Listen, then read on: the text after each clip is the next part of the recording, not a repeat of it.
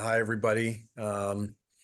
This has been a long time coming, but we're finally here, and my staff and I couldn't be more excited. Coach Spolstra and Coach Lou, Coach Few,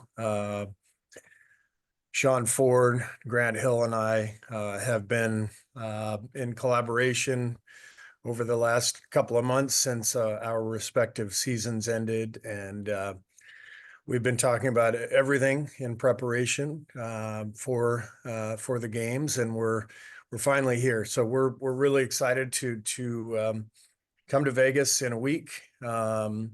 Coaches will be arriving the night of July 3rd. Players will be arriving July 5th. So the staff will have a couple of days of meetings before we begin our practices with the group. So couldn't be more excited. I've been reaching out to all the guys on the team. I've had discussions with a lot of them. Everybody's excited. What's not to be excited about? Not only the Olympic Games, the incredible competition, traveling, coming to Paris, as well as our friendlies in Abu Dhabi and London. Everyone is thrilled with what's ahead. Our roster is obviously laden with stars and players who have accomplished so much. And what I love about these guys is they want to accomplish more. They want to win an Olympic gold medal, and that's why why they all signed up for this. And we're well aware of the challenge we're facing. The world of basketball has gotten so much better, so much stronger. We know how good these teams are, and we know we're going to have to be at our best. So couldn't be more excited, and we'll see a lot of you along the way. And in the meantime, let's get started today. Great, thanks, Coach. Let's go ahead and get started with, is it Jonty or Yanti? I'm sorry, Coleman from BBC. I apologize if I'm butchering your name. Hi, sorry, it's Jonty, yeah. Hi, thank you very much for this. As you mentioned there, you've got the friendlies are starting off, including your trip to London. What do you think as a team you're going to get out of that experience? And also, how important is it to play, in different cultures and different environments leading up to the Olympics? Yeah, I mean, we obviously need as many friendlies as we can play to prepare. We've got about 4 or 5 days of practice in Las Vegas. We'll play Canada there and then head to Abu Dhabi for a couple games and then on to London from there. So, this is a very unique experience. The NBA season is a marathon, and, FIBA is really more of a sprint, especially for Team USA. We generally have a different team every summer, whereas a lot of the teams that we're playing against have the continuity that comes with having a very similar roster year after year. So our strength is the depth of talent that we have in this country. But one of the many challenges that we face in FIBA is that we have generally a brand new group year after year, and we have to try to mold the team quickly. So that comes both via practice, but also I think with travel, with bonding, with the experience of flying overseas and playing in different venues, different cultures. I think our team is very excited about the 2 games in London. I've got family there, so I can't wait to play there. I think everybody's really excited about not just the Olympics, but the lead up as well. Great, thank you. Tim Reynolds. Good morning, Steve. Morning. With Tyrese on the call, I take that as a good sign as far as how he's doing physically. Joel was at the finals and pronounced himself good to go. We haven't seen Kawhi play only but twice since the end of March. Can you kind of give an update on what he's told you as far as his availability level, and do you expect all 12 to be good to go next week? Yeah, we expect everybody to be good to go. We've been in touch with everyone, not just those three guys. But you know, Grant and Sean have been staying on top of everything. We've been in communication constantly. So we expect all 12 guys to be ready to roll. Zora, go ahead. Hey, Coach, Zora Stevenson with NBC. What do you foresee the priorities being in those first few practices? I know you mentioned, you know, new team, just kind of with the setup of the US, but yeah, what do you want to tackle first? Yeah, it's a great question. I think what I've learned in my experience, both as an assistant coach and as a head coach with Team USA, is that it's a short period of time to try to accomplish quite a bit. And so you have to strike that balance between overloading the players, but making sure you know, they're getting everything that they need in terms of the rules and the adjustment to the FIBA game, to playing together, to, you know, finding a groove, to finding rotations. Trying to do all that in 4 or 5 days is really difficult. So, you know, the first order of business is to ask the players to fully commit to the group, and however this plays out, it plays out. And I've found that one of the things the players really enjoy about it, frankly, is that they get to play together with guys they're used to competing against. And, you know, they're not asked to be the standard bearer for their franchise. They're not asked to be that lightning rod who takes so much of the stress. They get to do this together. So our job as a staff is to help them implement a style and a system that can help them win, but isn't too complex. We can't throw too much at them just due to the lack of, you know, practice time. And I think if we can find a way to get them into a good groove, you know, as we go into that first game against Canada, have just a few things that they can operate and establish a defensive mindset, then I think we'll be ready to go. Joe, go ahead. Hi, Steve.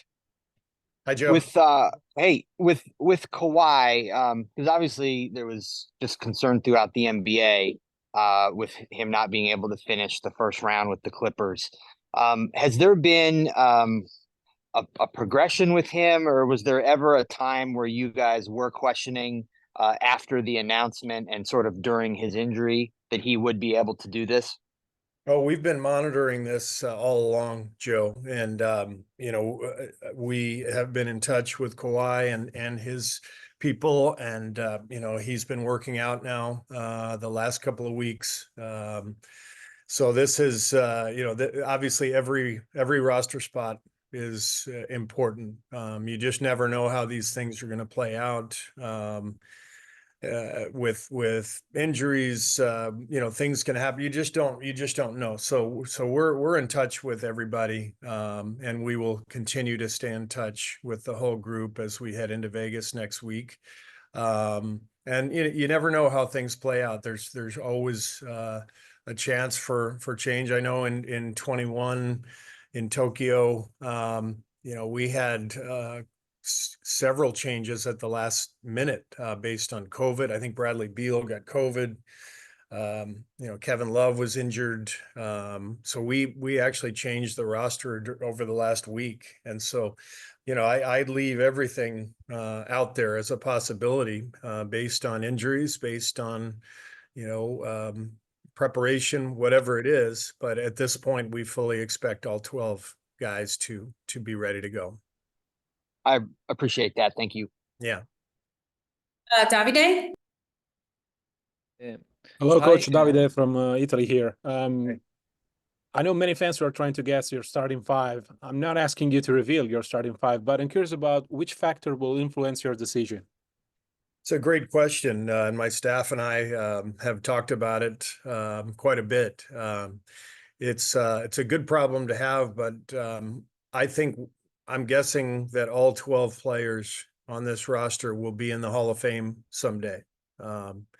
So how do you pick 5 out of 12? The idea is you find combinations that click, and you find two-way lineups that can be effective at both ends. So our big job in Las Vegas is to find five-man combinations that fit, and to just ask all 12 guys to fully commit to the goal of winning a gold medal, no matter what it looks like, no matter who's playing. Thank you. Mhm. We'll go to Johannes, please, from Sport One. Hello, Steve. This is Johannes Behm from Sport One Germany. Before you start the tournament, you will face Germany in your last friendly. What do you think of the German team around? Obviously, Dennis Schröder and the Wagner brothers, and maybe can you imagine meeting them later on in the tournament like you did in the World Cup and kind of get a revenge, if you want to say so? Yeah, Germany has a great team. They're very well coached. They have continuity. The players have played together now for many years, and they were very tough last year, winning the gold medal in the World Cup, and so we're excited to play against them. We're very familiar with their players. Their top guys are all in the NBA. Last year, I thought they really had a good connection, a good two-way team. They played tough defense. They had good floor spacing, a lot of shooting, and they really found a good groove in the Philippines. So we know they'll be a big challenge, and they'll be one of the favorites for the gold medal. Thank you. Mhm. All right, next we'll go to Jeff Zilgit. Hey, Steve, hope you're doing well. Hi, Jeff. You too. Hello. Yep, I'm all right. I wanted to know, Steve, since your coaching staff, their seasons end at different times, and they had different postseason schedules. What does preparation look like for you and your coaching staff? The communication, just broadly speaking, how often are you speaking with them? And then, secondarily, that in terms of scouting, you necessarily don't know all your opponents.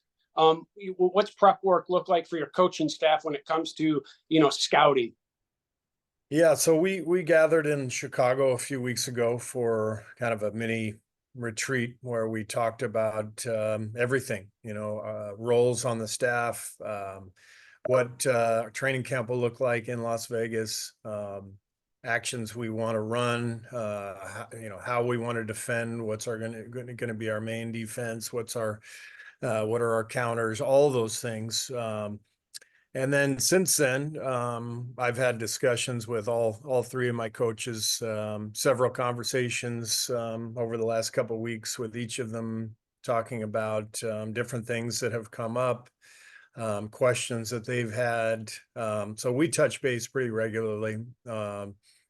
As far as scouting, we've got our first three scouts lined up. Each assistant coach will take different teams. So the first three exhibition games are all assigned at this point, and then we'll go from there as we see who wins the qualifiers and who ends up being the final teams to participate in Paris.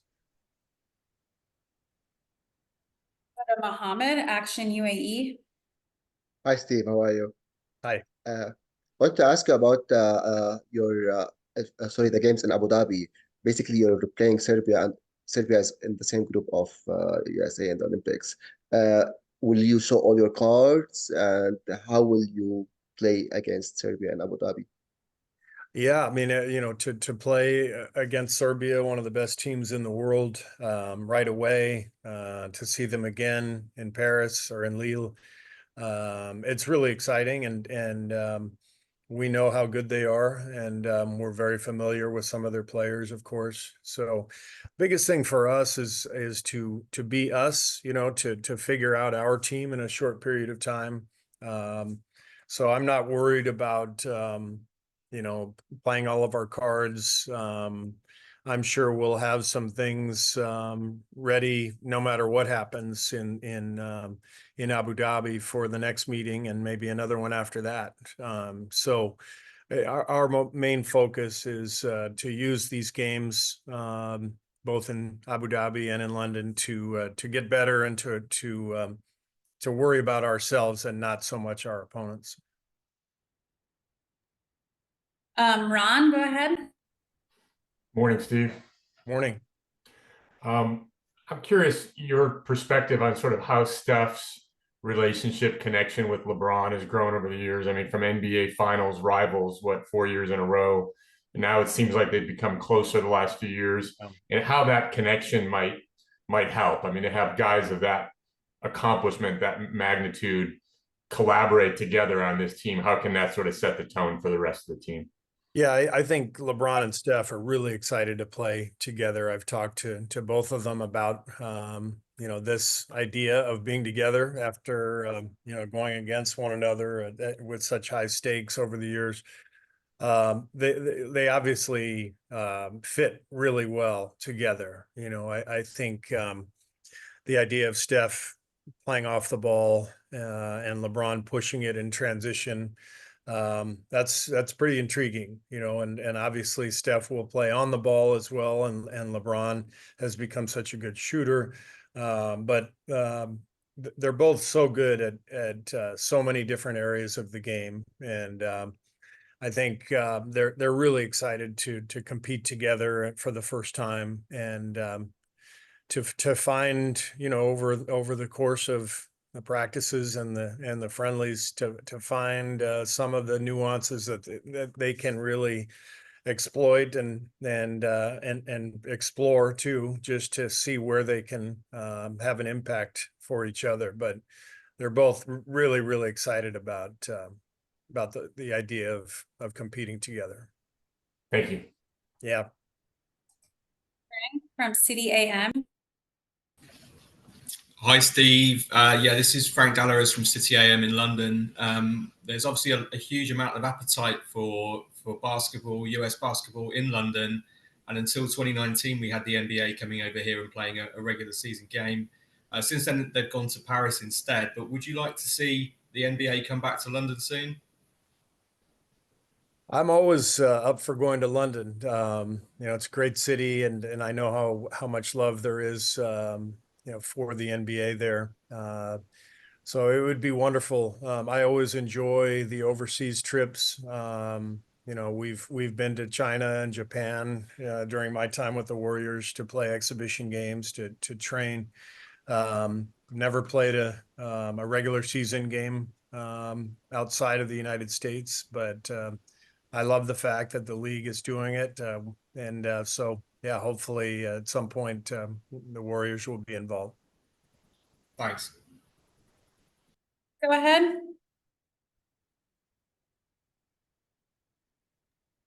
Bruce, go ahead. You may be muted, Bruce. It looks like he might be a little frozen. Okay, we'll go to Oliver from Nova. Hi, Coach. Hi, Oliver.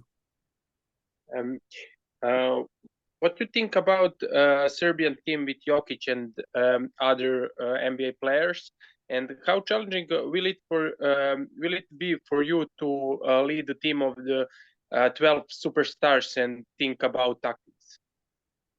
Yeah, Serbia is really good. Seeing them last year, we didn't play against them, but we saw them quite a bit. In the World Cup, Coach Pekic has done an amazing job. Without Jokic a year ago, they made the final and were really an excellent two-way team. So we know they'll be even better. Adding Jokic, who's just spectacular, an amazing player and champion, and so we are aware that they will be a huge challenge. And a lot of continuity, a lot of players who have played together over the years, and that's one of the reasons they'll be as good as they'll be. So we're excited about the matchup, and we know how good they are. Let's go to Vincent next. Hi, Steve. Vincent Piala from the French media Le Parisien. Thank you for this interview. I wanted to ask you about Kenny Atkinson, your former assistant at the Warriors. He will be with the French national team. What can you say about him? What, in your opinion, can he bring to the French team? And the fact he knows you, does it give him some advantage because he knows the way you coach? Yeah. Yeah, first of all, Kenny goes and coaches for the French team, and now he goes and coaches for the Cleveland Cavaliers. You know, he's I think he's a traitor. I refer to him. If you know your American history, I call him Benedict Arnold. So no, I'm obviously kidding. You know, Kenny is a great friend. We've been coaching together for 3 years. When he came to me and told me he had been invited to coach with the French team, I thought it was an amazing opportunity. And I encouraged him to do it. And we've been in touch. I know he's been in Paris a lot the last couple of weeks, and he's a great coach. That's the reason Cleveland just hired him, and I was very lucky to have him the last few years. So as for his familiarity with me, I will just, if we play France, I'll just let Coach Spoelstra and Coach Lou take over, and because he's not as familiar with those guys. All right, we will go to Dalton. Hey, Steve. Two quick Steph questions for you. I mean, Yeah. obviously, we know that Steph hasn't played in the Olympics yet, but it's been about a decade since I think he played in the FIBA World Cup. At this point in his career, why do you think he's such a good fit for the international game? And then also kind of putting together this team that doesn't have a lot of experience together, you know, what can you kind of lean on with Steph, having spent a decade with him as far as his leadership goes? Yeah, it's funny. I was thinking about that because I took this job exactly 10 years ago, and I remember sitting in my new office in Oakland, watching Steph and Clay on the national team in 2014, winning a gold medal in the Worlds. So it was fun to, you know, to see him. And who could have predicted that it would be another 10 years before he played for Team USA? I know how excited he is to play in his first Olympics. Let's face it, he's a great fit in any league in the world. The best shooter. He's such an easy player for others to play with. So he fits perfectly into this kind of challenge where you're trying to develop continuity quickly. So he's excited. His you know, his first Olympics, a chance to play with so many great players, and I'm excited to continue to coach him after 10 years. I know he will make my job easier because you know, he'll talk to the other guys about some of my tendencies and what I'm looking for, and so it's very helpful to have him on this roster. Thanks, Steve. Good to see you. You too. We'll do a couple more here and then let Coach go. Next, we will go over to Morrow, please, from Sky. Hi, Coach. Nice meeting you. Legendary Serbian coach Zvezdan Pezic recently said that this team has to be considered better than the 1992 NBA Dream Team. I'm sure you want to win a gold medal before even starting the debate, but I'm curious to know your thoughts because I think the comparison can be made starting from the veteran group like MJ, Magic and Bird back then, and LeBron, Steph, and KD today. Yeah, I think from the standpoint of career achievement, this team is probably, you know, as decorated as any since the 92 Dream Team. The difference is in 1992, the world wasn't anywhere close to as good as it is now in terms of basketball popularity, just globalization of the game.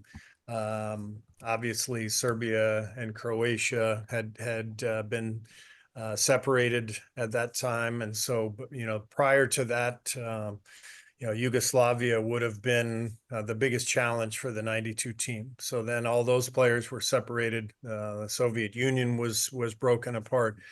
Chuck Daly, the coach of the 92 team, never took a timeout. That team was never threatened. So the difference is that, yes, we have a star-studded team filled with Hall of Famers, but we have an altogether different challenge with great teams like Serbia and France and Germany and others, Spain. I mean, there's challenges across the board, assuming Spain qualifies. And I'm leaving out others. There's great teams all over the place, and nothing is guaranteed at this point for USA basketball. We know that well. I know it personally. We won the gold medal in Tokyo, but we lost 3 games along the way. Our gold medal game against France went right down to the wire. So this is an entirely different competition than it was in 1992. Thank you. I'll let Coach go. Camille, go ahead. Hi, this is Camille from the Filipino Times, and we're very excited for you to come here and your team to play in Abu Dhabi. So the Filipinos are very passionate basketball fans, you know. And my question is, for the Filipinos, how have you experienced their support during these competitions? And if you have any message to the Filipino community here in the UAE? Yeah, we thoroughly enjoyed our experience in Manila last summer. It was just incredible to see the passion of the fans, to see the looks on their faces when they were able to get a glimpse of our players, walking around the city or in the arena. Obviously, the results of the competition didn't go our way, but that didn't take away from the incredible experience we had enjoying the Filipino culture and meeting the Filipino people. So we're excited to get back at it this year. And to all of our fans in the Philippines, thank you so much for supporting the NBA, for watching our players, and for the reception that we received a year ago. All right, thanks, Coach. With that, we'll let you go. We'll wait for Tyrese, but looking forward to seeing you in about a week.